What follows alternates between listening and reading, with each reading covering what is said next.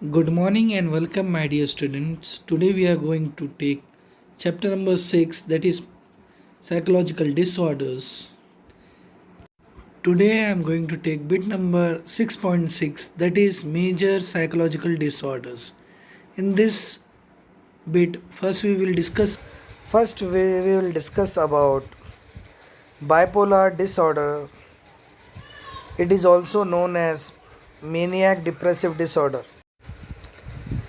In this disorder, the individual experiences alternate phase of extreme sadness, hopelessness, or enthusiasm and elation at other time. In the same individual, you can see these opposite conditions one after the other. That's why it is called as maniac depressive disorder. Bipolar disorder को maniac depressive disorder भी कहा जाता है. यहाँ पर जो फ़र्द है वो उसका मूड में, उसके बर्ताव में अलग अलग आपको चेंजेस फौरी एक के बाद एक देखने को मिलते हैं. कभी वो शख्स बहुत ज़्यादा एनर्जेटिक, उत्साहित मिलता है, बहुत ज़्यादा उसमें एनर्जी, क़ुव्वत का मुज़ाहरा पेश करेगा, बग़ैर हर चीज़ में बड़ी बड़ी बातें करेंगे कि मैं बहुत ज़्यादा ताकतवर हूँ, मैं बहुत ज़्यादा ज़हीन हूँ. अपनी बड़ाइयाँ करना शुरू कर देंगे, बड़ी बड़ी बातें बड़बड़ करना शुरू कर देंगे, बहुत ज़्यादा एक्सेसिव टॉक शुरू कर देगा. और अचानक उसका मूड फिर बहुत ज़्यादा गमज़दा हो जाता है. वो अपने आप को थका हुआ, डरा हुआ, हारा हुआ महसूस करता है. तो इस चीज़ में हम देखेंगे कि ये तीनों चीज़ों में उसका जो मूड है वो चेंज होते रहता है. पेंडुलम के जैसा कभी बहुत ज़्यादा मेनियक हो जाता है, जिसमें हमको अलामतें मिलेंगी बहुत ज़्यादा एनर्जेटिक फील करना, कम सोने के बावजूद भी वो बहुत ज़्यादा सुस्त और तंदुरुस्त महसूस करता है, बहुत ज़्यादा एनर्जेटिक महसूस करता है. और कभी कभार बहुत ज़्यादा थका हुआ, हारा हुआ, मायूस, डिप्रेस्ड महसूस करता है. अगर ये अलामतें बहुत दिनों तक, एक हफ्ते से ज़्यादा हमें मिलती है, तो हम इसे मेनियक डिप्रेसिव डिसऑर्डर कहते हैं. इसके इलाज में काफ़ी तवील वक्फ़ा लगता है. इनमें अलामतें, सिम्टम्स क्या क्या होती हैं. The individual experiences alternate phases of two state. One in which individual is extremely happy, बहुत ज़्यादा हैप्पी, बहुत ज़्यादा उत्साहित, बहुत ज़्यादा एनर्जेटिक महसूस करता है. One in which the individual is extremely happy and elate.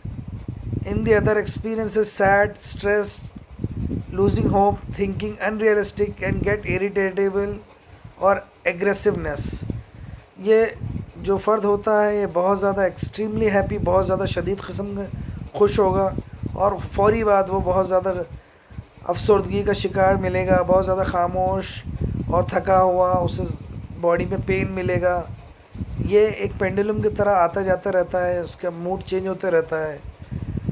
और ये बहुत ज़्यादा चिड़चिड़े और एग्रेसिव, किसी पर हाथ उठाने पे या उत्तेजित हो जाते हैं, बहुत ज़्यादा गुस्से में आ जाते हैं फौरी.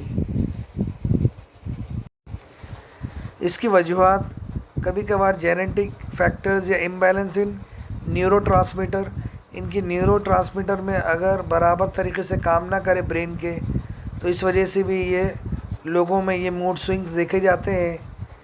मेनली न्यूरोनेफ्रिन या सेरोटोनिन या डोपामाइन जो है पाया जाता है, इनके मेन कॉजेटिव फैक्टर्स रहते हैं. अगर इसकी इम्बैलेंस की वजह से इंसान में ये मूड के चेंजेस मिलते हैं.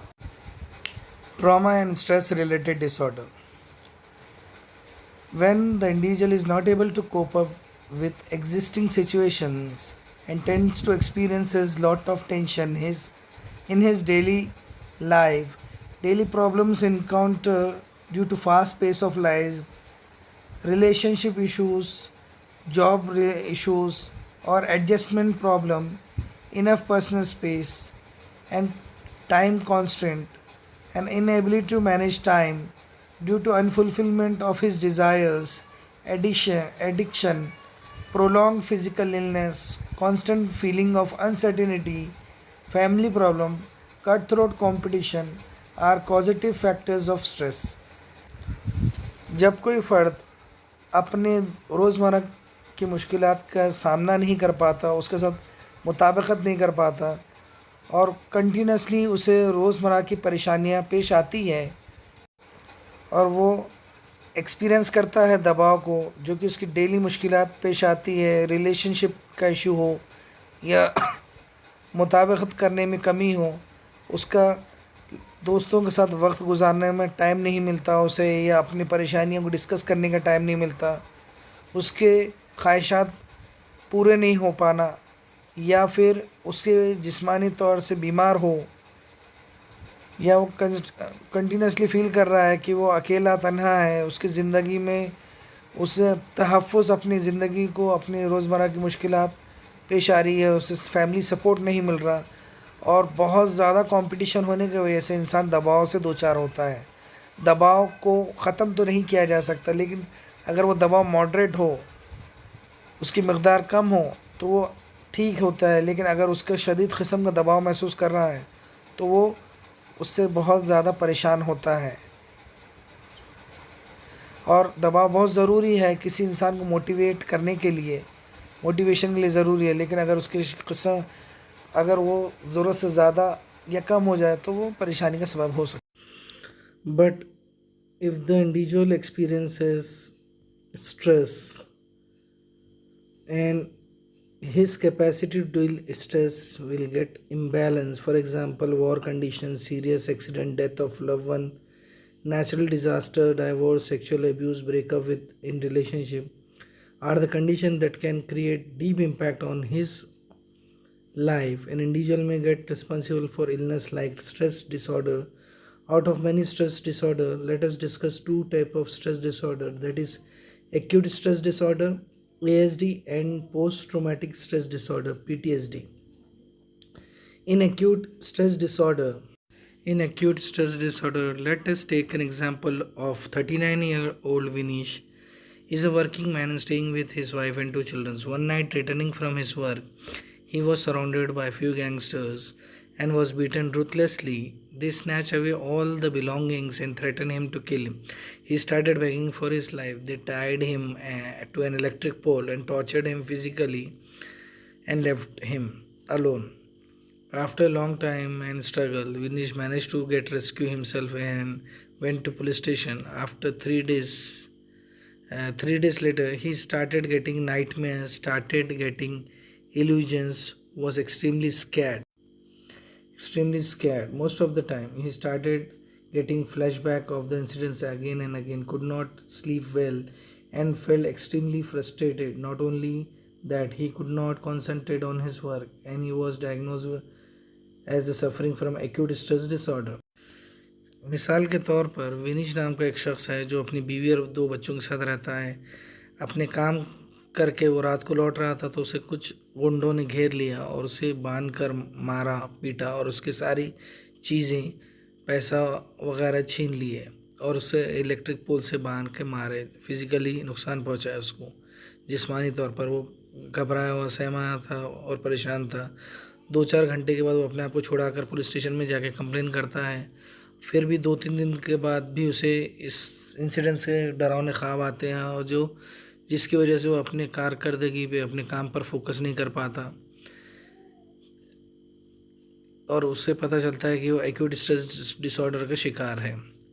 If an individual after age of 6 years और greater he experience witness extreme situations like death of love man, या किसी अपने करीबी इंसान की मौत की वजह से, या फिज़िकल इंजरी होना, या नेचुरल डिज़ास्टर की वजह से, कुदरती आफत की वजह से, या सेक्सुअल अबूज़ की वजह से परेशान हो, लाइक किसी इंसान का रेप होने पर ये इंसान शदीद दबाव से और ख़ौफ से गुज़रता है और वह जज्बाती तौर पर पुख्ता नहीं होता, बहुत शदीद किस्म से कंफ्यूज होता है, अपने मसाइल हल करने की कंडीशन में नहीं होता।